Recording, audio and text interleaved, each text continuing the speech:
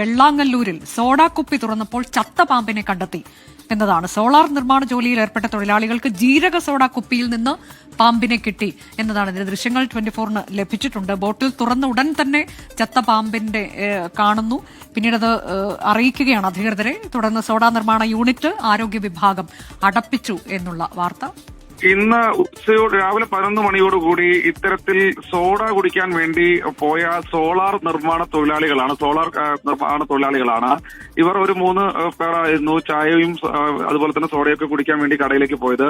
മനക്കപ്പടി എന്ന സ്ഥലത്തെ കടയിൽ വെച്ചാണ് ഇത്തരത്തിൽ ഇവർക്ക് ചത്ത പാമ്പിനെ ഈ സോഡയിൽ നിന്ന് കിട്ടിയത്. ജീരക സോഡയായിരുന്നു ഇവർ പറഞ്ഞിരുന്നത്.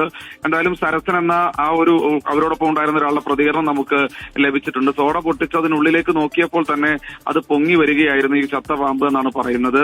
ഉടൻ തന്നെ ഈ സോഡ നിർമ്മാണ കമ്പനിക്കാരനെ ഈ കടയുടമ വിളിക്കുകയായിരുന്നു. പച്ച നിറത്തിലുള്ള ബോട്ടിലാണ്, അതുകൊണ്ട് കടയുടമയും ഇത് ശ്രദ്ധിച്ചിരുന്നില്ല. പൊട്ടിച്ച് നോക്കിയപ്പോൾ മാത്രമാണ് ഇത് കണ്ടത്. എന്തായാലും ഈ സോഡ നിർമ്മാണ ഡെലിവറി ബോയിയെ വിളിച്ചു, സെയിൽസ്മാനെ വിളിച്ചു. അവർ സ്ഥലത്ത് വന്നു. അവർ നിഷേധിക്കുകയാണ്. തങ്ങളത് വൃത്തിയായി കഴുകാറുണ്ട് എന്നാണ് അവർ പറയുന്നത്.